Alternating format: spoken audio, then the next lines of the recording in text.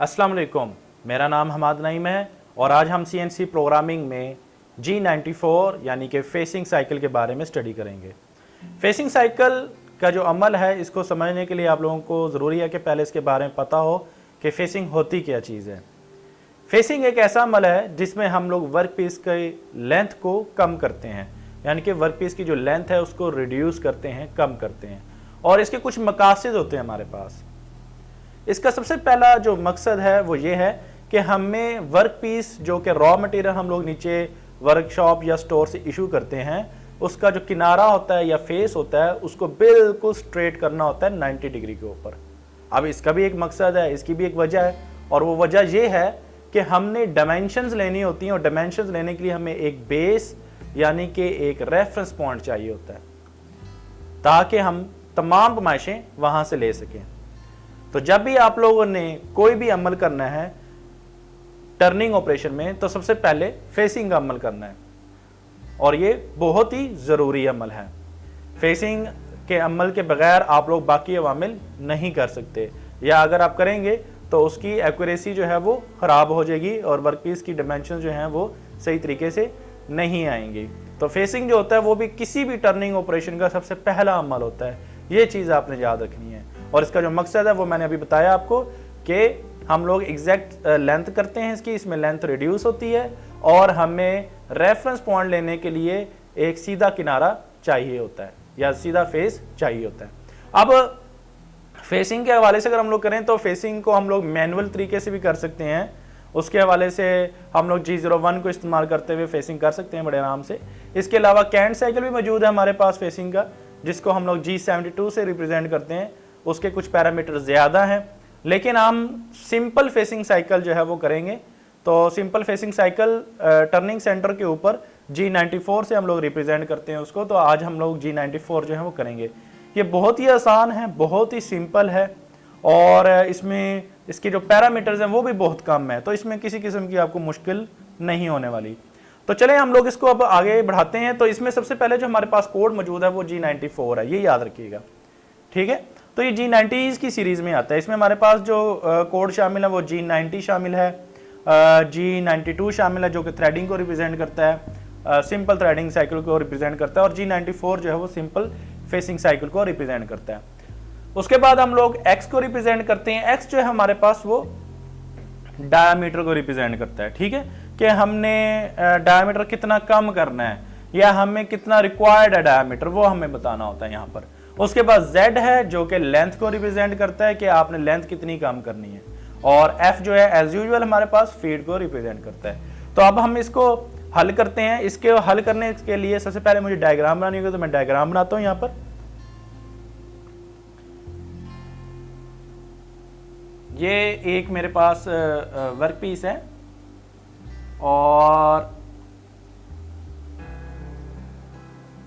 इसको थोड़ा सा मैं आगे से इस तरह कर देता हूं ताकि आपको पता चले, ठीक है।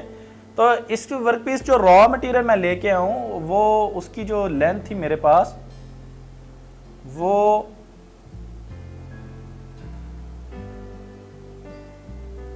150 है। 150 हमारे पास इसकी लेंथ है, जबकि मुझे चाहिए इसकी जो लेंथ है वो चाहिए 140 mm चाहिए, यानी कि 10 मिलीमीटर जो है ना मुझे वर्क पीस की जो लेंथ है वो कम करनी है, ठीक है।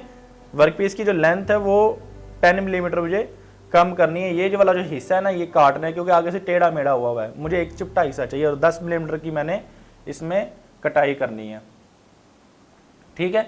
अब इसके अगर मैं डायमीटर की बात करूं तो इसका जो डायमीटर है मेरे पास वो 80 mm है, ठीक है। इसका जो डायमीटर 80 mm है, ये एक वर्क पीस की सेंटर लाइन को रिप्रेजेंट कर रहा है कि ये सेंटर से गुजर रहा है, ठीक है, गोल वर्क पीस है। अब हम लोग देखें फेसिंग जो होती है और जो टर्निंग ऑपरेशन है उसमें बड़ी एक अहम चीज़ ये है कि जब आप ख़राब मशीन पे काम करते हैं तो वर्क पीस रोटेट कर रहा होता है, घूम रहा होता है, ठीक है, अपने एक्सिस के अराउंड। और जब आप 1 मिलीमीटर कट लगाते हैं तो कटाई 2 मिलीमीटर होती है।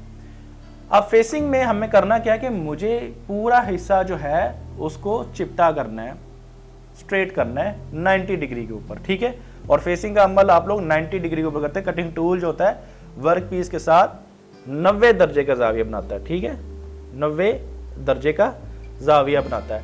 अब फेसिंग करनी है मैंने, तो सबसे पहले आप लोग क्या करते हैं, कटिंग टूल को एक खास सेफ पॉइंट के ऊपर लेके आते हो।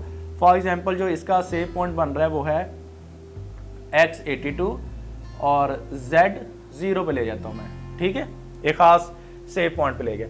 अब कटिंग टूल को मैंने करना क्या है कि इसकी लेंथ कम करनी। फेसिंग के अंदर जो होता है वो लेंथ कम की जाती है, तो हम लोग लेंथ को Z से रिप्रेजेंट कर देते हैं, X से रिप्रेजेंट नहीं करते, Z से रिप्रेजेंट करते हैं। तो अब मैं क्या करूंगा, कटिंग टूल को पहले आगे करूंगा, क्या करूंगा, आगे। अच्छा, इसको मैं जरा येलो कलर से रिप्रेजेंट कर देता हूं ताकि आपको पता चले। ये मैंने क्या किया, कटिंग टूल को 2 मिलीमीटर आगे किया, तो मैं क्या लिखूंगा, Z-2 लिखूंगा ना, सिंपली कि मैंने कटिंग टूल को 2 मिलीमीटर आगे किया है, तो कटिंग टूल आगे हो गया। अब फेसिंग करनी है आपने सेंटर तक। चिपटा किनारा चाहिए ना, मैं चिपटा हिस्सा चाहिए, चिपटा फेस चाहिए, स्ट्रेट फेस चाहिए। तो स्ट्रेट फेस को लाने के लिए मैं क्या करूंगा, कटिंग टूल को सेंटर पॉइंट तक लेके जाऊंगा, यहां तक। तो यहां पर हमारे पास जो वैल्यू होती है x की, वो क्या होती है, 0 होती है, क्योंकि सेंटर पॉइंट है, एब्सोल्यूट पॉइंट है, रेफरेंस पॉइंट है। तो रेफरेंस पॉइंट के ऊपर जो वैल्यू होगी मेरे पास वो क्या होगी, x की 0.0 होगी। अब बाज़ औक़ात होता क्या कि हमारा वर्क पीस जो होता है वो सेंटर में नहीं होता, क्योंकि रॉ मटेरियल है, सेंटर में नहीं होगा, और कटिंग टूल भी थोड़ा सा ऑफसेट होता है। तो उसमें ये होता है कि आपके वर्क पीस की जो सेंटर वाला पॉइंट है वहां पे एक छोटी सी नोक निकल आती है, जो कि बहुत ही मुश्किल से नजर आती है, लेकिन उसका आप अंदाजा किस तरह लगा सकते हैं, आप जब उसके बिल्कुल सेंटर के ऊपर हाथ इस तरह लगाएंगे तो आपको थोड़ी सी सुई नुमा चीज जो है वो चुभेगी, ठीक है, सुई की तरह एक चीज आपको चुभेगी इस तरह करके। या आप वर्क पीस को जो है सरफेस टेबल के ऊपर रखेंगे तो वर्क पीस जो है थोड़ा सा इस तरह करके हिलेगा, सेंटर से हिलेगा इस तरह करके, तो आपको पता चल जाएगा कि यार ये जो कटिंग टूल था ना मेरा वो 90 डिग्री के ऊपर नहीं था और वर्क पीस जो है वो मेरा सेंटर में नहीं था, तो उस वजह से ये मामला बन रहा है। अब उस चीज को खत्म करने के लिए हम लोग क्या करते हैं कि कटिंग टूल को सेंटर से थोड़ा सा और आगे ले जाते हैं, और उसमें फिर हमारे पास क्या आती है, वैल्यू नेगेटिव में आ जाती है, ठीक है। तो आप लोग 0.0 पे ले आए, अगर आपका टूल सेंटर में है अच्छी तरह चेक कर लें उसको आप लोग, ठीक है, डायल इंडिकेटर से और दूसरे डिफरेंट टूल से, और अगर नहीं तो एहतियाती तौर पर आप लोग उसको नेगेटिव में ले जा सकते हैं। नेगेटिव में कितना ले जाएं उसको आप, यहाँ पर वैल्यू जो है इसकी वो -1 मिलीमीटर तक ले जाएं, 1.0 का, तो कटिंग टूल सेंटर पॉइंट से आगे चले जाए। तो आपकी अपनी मर्जी है, आप इसको 0.0 भी कर सकते हैं और -1.0 भी रख सकते हैं, ठीक है, इसमें कोई मुश्किल बात नहीं। मैं यहाँ पे और लिख देता हूँ, इसमें इस कलर से भी मैं रिप्रेजेंट कर देता हूँ, ठीक है, 0.0 भी लिख सकते हैं, और ठीक है। अब चलें आगे बढ़ते हैं हम लोग। अब होगा क्या कि G94 में कोड और भी शामिल होते हैं, जिसमें G00 भी शामिल है, G01 भी शामिल है।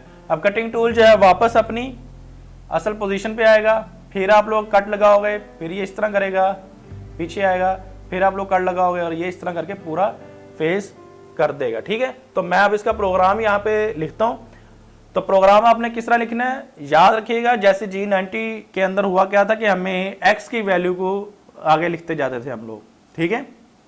यहां पर G94 में z की वैल्यू जो है वो आगे बढ़ेगी, ठीक है, x की वैल्यू वही रहेगी।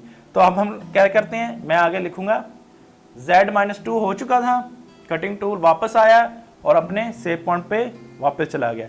अब Z-4 कर दूंगा, ठीक है, तो 4 मिलीमीटर कट लग जाएगा, आगे 2 मिलीमीटर और फर्दर काट देगा। फिर मैं लिखूंगा Z-6, फिर मैं लिखूंगा Z-8, ठीक है, और फिर मैं लिखूंगा Z-10। तो उसने क्या किया, Z-10 तक फेसिंग कर दी। तो ये बहुत ही सिंपल कोड है, इसमें आप लोगों ने यहाँ पे मैंने फीड नहीं लिखी तो आप यहाँ पे फीड लिख दें 0.25 mm, ठीक है, यानी कि 0.25 मिलीमीटर पर रेवोल्यूशन के हिसाब से कटिंग जो है वो होगी। तो और इसमें जो फेसिंग है वो Z-10 तक हो रही है। इस आज जो कमेंट के अंदर ये भी पूछा गया है कि सर G94 से पहले हमें क्या करना, G94 से पहले बेसिक स्ट्रक्चर होता है प्रोग्राम का। और बेसिक स्ट्रक्चर क्या होता है, बेसिक स्ट्रक्चर के अंदर हमें वो चीज़ें बतानी होती हैं कि भाई हमारा जो वर्क पीस है वो मिलीमीटर में है, ठीक है, तमाम डायमेंशन जो है वो मिलीमीटर में ले रहे हैं, हम लोग जो फीड ले रहे हैं वो मिलीमीटर पर रेवोल्यूशन में ले रहे हैं, कटिंग टूल जो है वो हमने टर्निंग सेलेक्ट किया हुआ है, उसके रेफरेंस ये हैं, हमने आरपीएम इतने रखे हुए हैं, कांस्टेंट कटिंग रेट ऑन है, कूलेंट ऑन है, सेफ पॉइंट ये है। तो ये कुछ 6 लाइनें होती हैं बेसिक स्ट्रक्चर की, वो हम लोग यहाँ पे बयान करते हैं और उसके बाद हम लोग अपना जो मेन बॉडी है प्रोग्राम की वो स्टार्ट कर देते हैं। तो यहाँ पर हमने G94 से स्टार्ट किया आगे। अब एंड पे क्या करना होता है, जब फेसिंग हो गई है तो हम लोग फिर आगे उसको प्रोग्राम को एंड कर देते हैं। प्रोग्राम को एंड किस तरह करते हैं, सिंपल, हमारे पास G28 है। G28 क्या कोड होता है, मशीन को होम पोजीशन भेजने के लिए, ठीक है। तो G28 करें U0.0, यानी कि कटिंग टूल जो है वो X की सिमत में होम पोजीशन हो जाएगा, और फिर आप लिखें दोबारा G28 W0.0 और वो Z की सिमत में भी होम पोजीशन में चला जाएगा। उसके बाद एंड पे आप लोग क्या लिखेंगे, M05 स्पिंडल ऑफ, ठीक है, और M09 होता है कूलेंट को बंद करने के लिए, ठीक है। कूलेंट भी ऑन किया होगा आपने, जाहिर है मटेरियल माइल्ड स्टील इस्तेमाल कर रहे हैं तो सरफेस फिनिश भी लेके आने, कुछ पैरामीटर्स होते हैं, तो उस चीज़ को मद्देनजर रखते हुए आपने M09 भी लगाया होगा, तो उसको भी आप कूलेंट को बंद कर सकते हैं। और एंड पे क्या होता है M30, ठीक है। M30 से क्या होता है, प्रोग्राम एंड रीसेट, प्रोग्राम जो है वो रुक जाता है, खत्म हो जाता है और शुरू पॉइंट पे चला जाता है, स्टार्टिंग पॉइंट पे चला जाता है, यानी कि अगर आपने दोबारा उसको चलाना है तो दोबारा चलाने के लिए वो रेडी हो जाता है, ठीक है। अगला वर्क पीस लगा के दोबारा चला लेंगे उसको। तो प्रोग्राम एंड रीसेट करने के लिए आप लोग M30 का कोड इस्तेमाल करते हैं। मैं दोबारा इस G94 को एक्सप्लेन कर देता हूँ।